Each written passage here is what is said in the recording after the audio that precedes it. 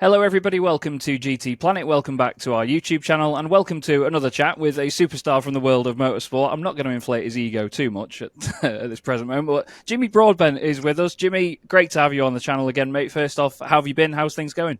Yeah, all good, thank you, mate. I mean, there's been a lot of preparation for the week coming. It's been quite surreal to think, I'm now here to take part in what I consider to be one of the greatest races in the world. Other than that, nerves are fine. I mean, completely just normal. It's okay. And yeah, I'm just looking forward to it now, mate. Honestly.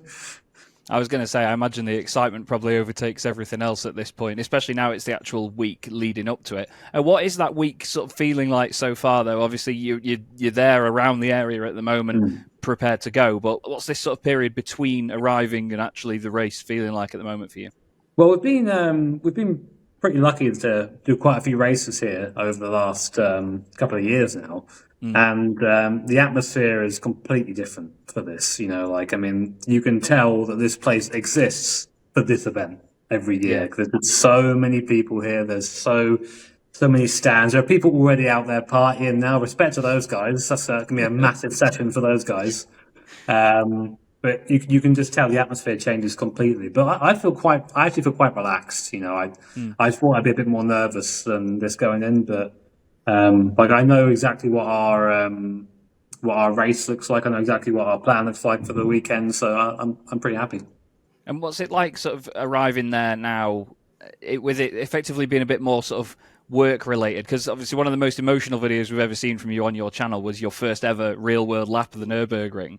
Do you sort of look back on that differently now, knowing that this is the sort of, it's almost become the norm for you to lap the place? I mean, it's always nice going back to that because I think that's like a realization of like, this is the place that I, want to be. I hope I can be here and do this. But I mean, yeah, it's a bit different now. You have to sort of carry yourself in a bit of a different light. You have to make sure you're actually performing and doing a job. I mean, there's a stage where you're turning up and you're being an influencer and like, oh, look at this guy's in the car, wow. And I like to think that we've like passed that stage now where maybe there's still a bit of that going on, but we want to do well and perform well. We're not here just to make up the numbers. Yeah, absolutely. There's a lot more to the weekend than people realise, isn't there? Yeah, definitely. Most of that being trying to make sure that you've got the right logos on the suits or the right thing in the helmet, the right screw and earring and stuff like that. There's a lot of stuff that goes on. Have you been doing anything special to prepare for the race? Because I know it's like it's a 24-hour endurance race on one of the hardest tracks in the world. You've got to drive through the night. Have you been doing anything special, mentally, physically? Are you on a special diet or the strict gamer food? No, nothing. So no gamer food for me. But mainly nowadays for me, it's just about keeping myself like at a decent level of fitness. I mean, I've still got a little bit of my gamer body left over. It's all right. I'm not going to say anything.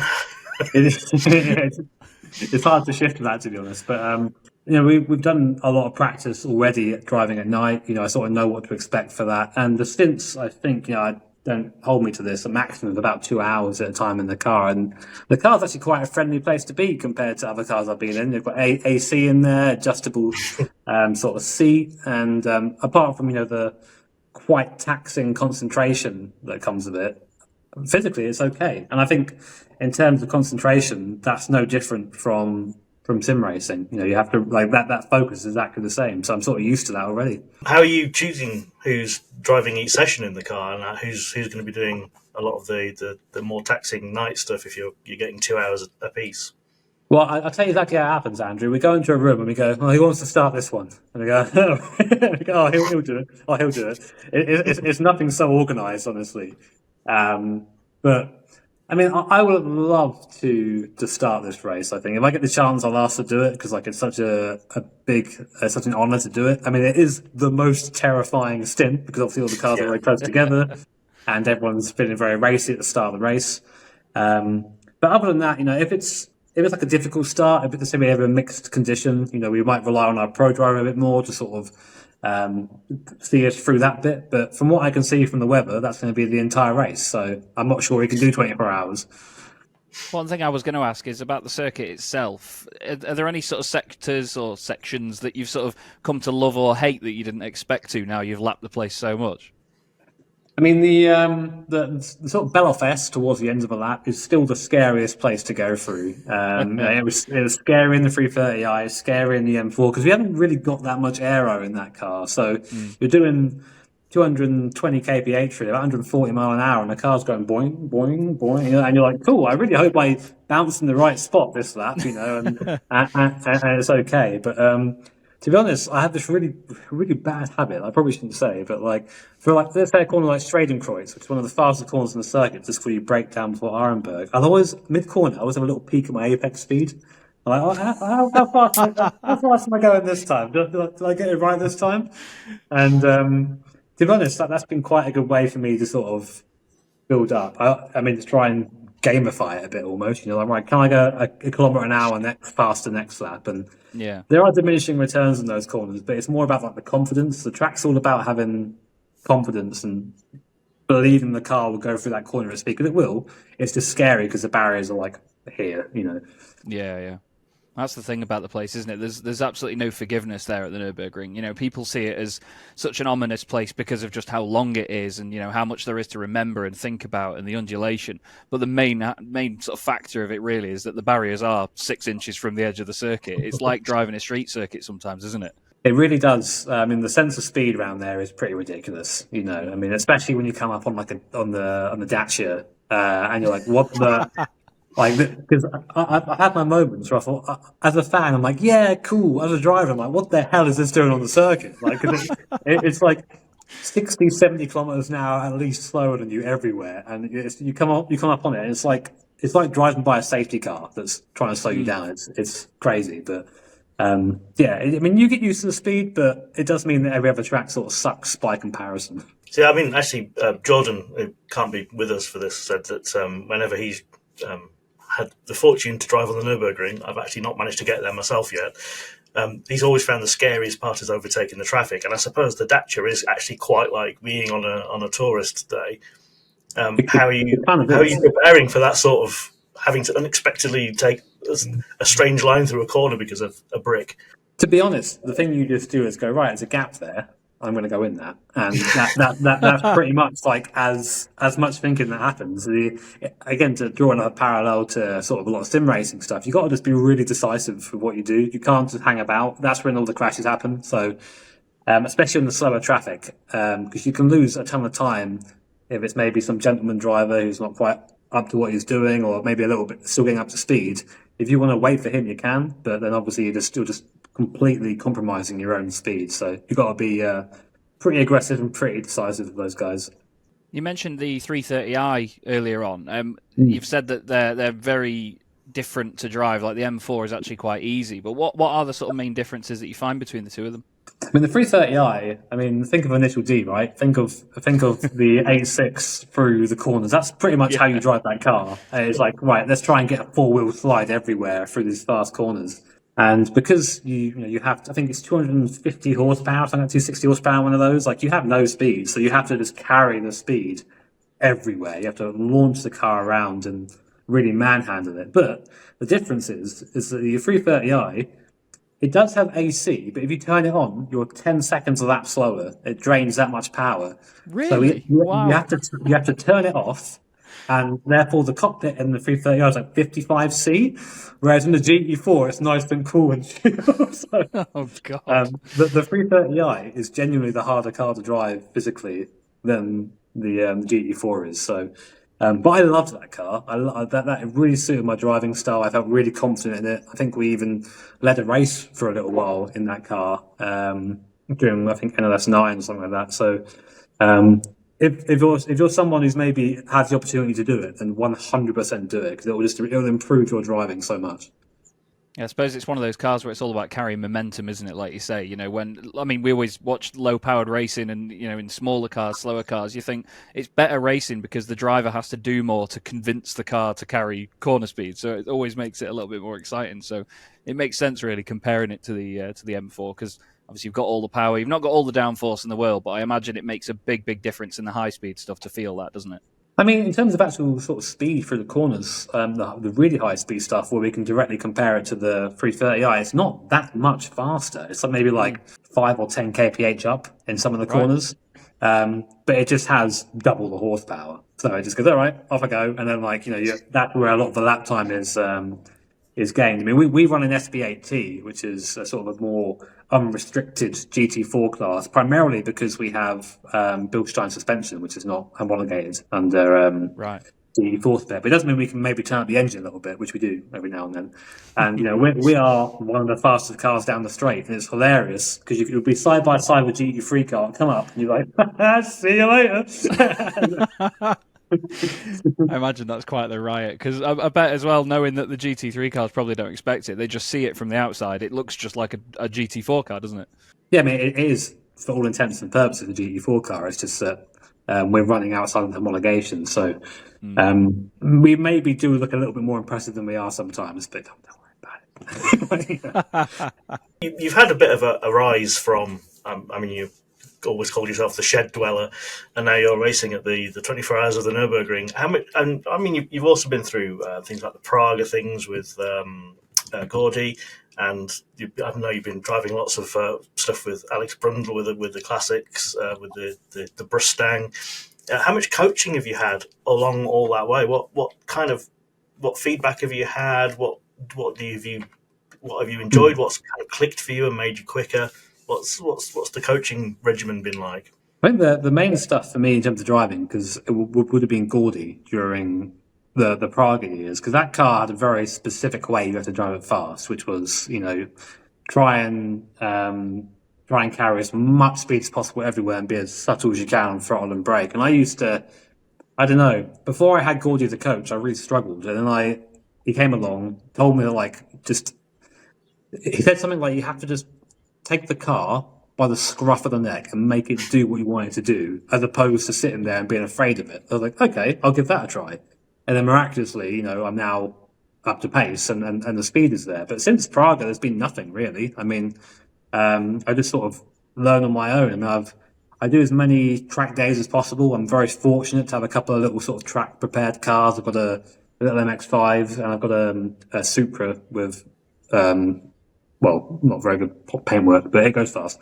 And they've been really good just to go around and put myself in difficult scenarios. Like, for example, going around a waterlogged Donington on semi-slick tyres in a turbo Supra with too much turbo lag. Like, cool, let's go learn how to do this.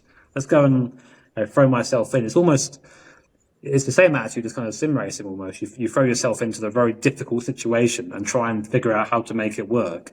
And then everything seems a little bit easier by comparison. But we also have we have Manuel Metzger, who's our pro driver. He's won the N24. He's a legend, and he'll sit down with us and go through things that we can do properly. And the best thing that you can get from him is a little thing that says "no note" for that corner, and you're like,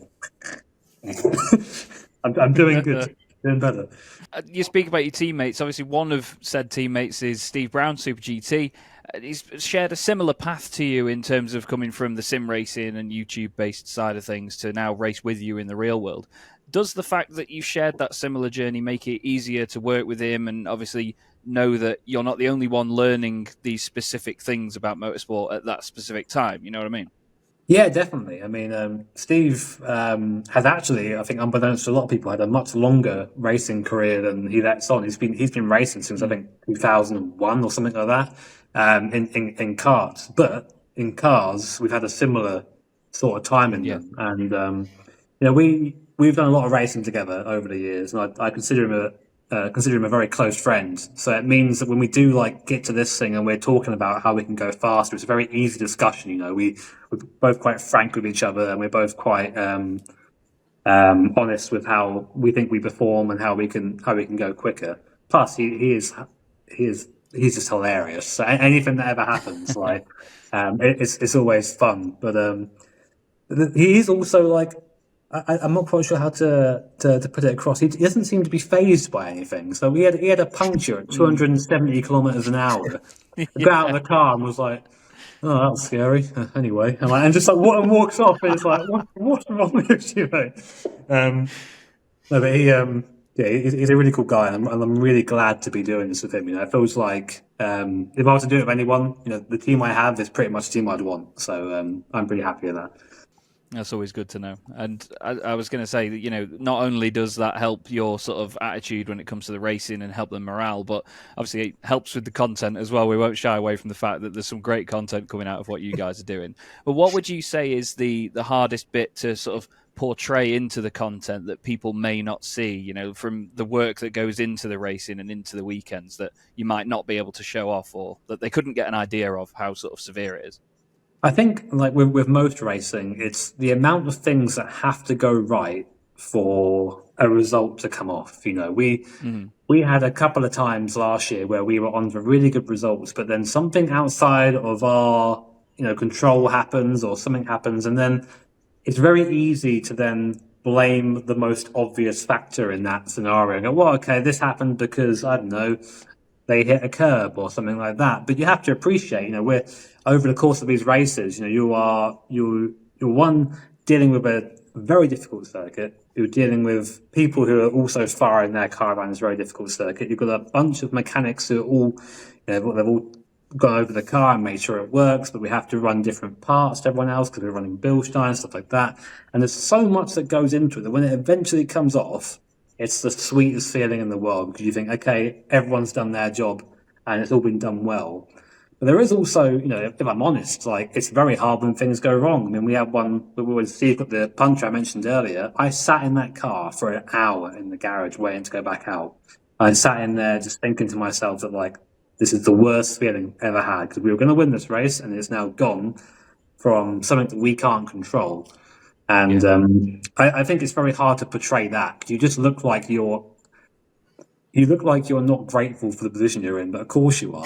But when I'm here, I want to do as well as possible and make the most of it. So when things don't go right, I take it personally, and it's quite hard to sort of be like, "Great, welcome back, guys. We just retired and having a great time." That's a really difficult thing to push by. But I think I like to think that when people watch me, because I try and be a bit more honest with those things, but also I'm quite bad at hiding them.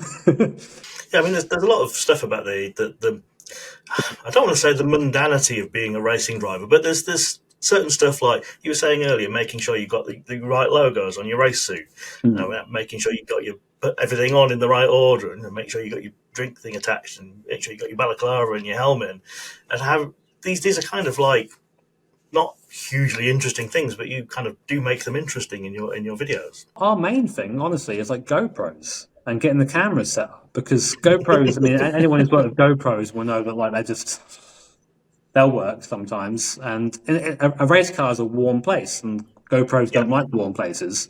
So we have this system where the camera is literally here, and I can reach it to turn it on. But when I get in for my pit stop, I'm going to have to get in, take the battery out, put a new battery in, turn it on, sit in, get belted, press it, hope it turns on, and then go out. Because obviously, once the GoPro's in the car, we can't take it out because the car's running around. So we have to come up with a solution to keep the camera rolling for the whole thing. And I don't even think about SD cards. I think we'll try and get that in and out. But it's one of those mad things where people don't appreciate that actually doing this is up to us. We have to make that work, and it doesn't always happen so easily.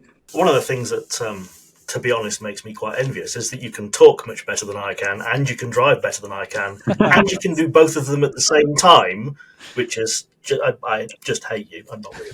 How are you able to do that? I mean, how do you have the capacity to perform at such a high level while doing all of the commentary? And will you be doing that in the car as well at the Nurburgring? Yeah, the Bilstein guys sort of told me off for that. They were like, "Are you concentrating while you're doing this?" I'm like, "Yeah, I am." I keep making the comparison, but it's such a good comparison. It's just because I've done it with Sim for so long. You can just drive, and when you're racing, you're not racing at, I hope not anyway, 110%. If I was in a battle for the win on the last lap, you wouldn't hear a word out of me. But if I'm just sort of driving the car around in that, what I like to say, sort of the steady pace that you want to drive in a race, and I can talk because you've got a lot of time to think about what's going on, And for me, it's not conscious thought. It's just there's a filter here. I go, right, just get rid of that, and just let it just sort of flow. Similar to doing commentary and for the GT broadcast, really, just take away the filter.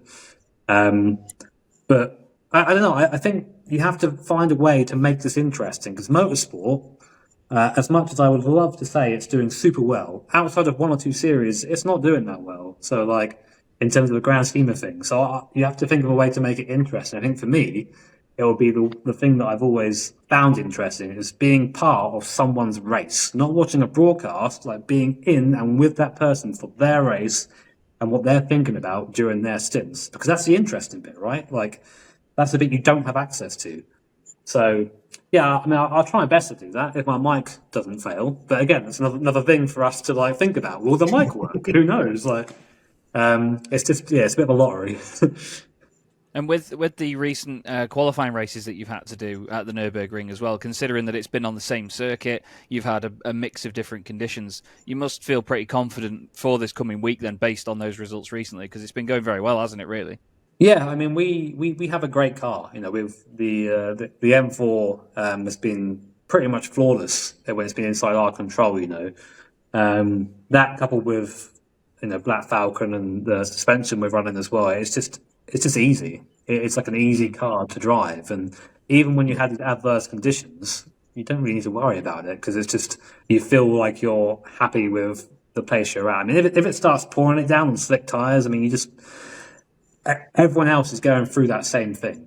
Everyone else is going through that same experience. So you can either push really hard and make a mistake, or you can just sort of drive within your limits and keep the car going. Because that it doesn't matter if you're fast over that 20-minute period where it rains. It matters if you're there at the when the flag drops at the end of the race. So I think old me would put a lot of pressure on myself to be like, you have to do this, you have to be like that. But now that I've driven a bit, and now that I know that stuff just happens sometimes, it's just a better way to go into it with a little bit of a bit more of a calmer demeanor, I think. I was going to say, actually, because it does develop you as not just a driver but as a character as well. It changes your mental state about certain things and how you process stuff over the course of a race weekend. Even coming from the sim racing side, as we've always said, the endurance races there are still very mentally taxing. You've got a lot to think about, even if it's just a virtual 24 hours. They are crazy races, but there's still, I imagine, a bit of nerves coming into a weekend like this. And is there anything that, in particular, that you feel nervous about? Not to doubt you in any way, of course. I realise the position that I'm in is incredibly privileged, and I'm very, very fortunate to be here and do this. And it's because of my hobby and something that I love dearly that I am here, this virtual race cars. And I really hope, more than anything, that I can do the community proud and show maybe other car man. I mean, we've seen it a lot now, but I want to be one to do it too. That we have a right to be in race cars. We're fast. Sim racers are quick. They can do it, And I'm not even a good sim racer. I'm like in the middle somewhere. I think of the really fast guys, and here we are at the ring. We've won a race. We've won. I am a winner at the Nurburgring as a sim racer from my background, And I genuinely believe there are so many faster people out there who would do even better than I would do. They just ain't got a YouTube channel. They just don't shout about it like I do, And yeah, I just hope I can do well for that. So basically, if I've been at T1, I'm not going back online ever again. I'm out. I'm done. You're going to end this man's career. Yeah, I was going to say, I'm sure if there was a chat at all, you'd just be saying that everyone's got to take it safely for safety rating or something, and then be that guy to pilot into turn one and just be that one. But these guys don't do that. No. It's a slight different mental state, isn't it? It's 100%, mate, 100%. So before we go, Jimmy, I just wanted to say it's been great to chat to you. Best of luck to you and the team. We're all behind you, and of course we hope that all the cars in your class are by the time the checkered flag falls as well. But is there anything you'd like to finally say to us or anyone watching, your viewers, our viewers, everyone that may be here watching? Not really. I mean, thank you so much for, I've been a GT Planet member for years. It's great to be on here doing this as well, and having the opportunity to hopefully speak to another audience. But just make sure you tune into Stream Cheer for the 150. Buy all our merch so we can keep racing. Come on, guys. Keep buying the merch. Come on. Asked to plug it. Well, Jimmy, it's been an absolute pleasure. Thank you very much for coming on with us today. And hopefully we'll see you have a fantastic result of the weekend. And, well, see you very soon, hopefully. Best of luck. Yeah, cheers, guys. Thank you.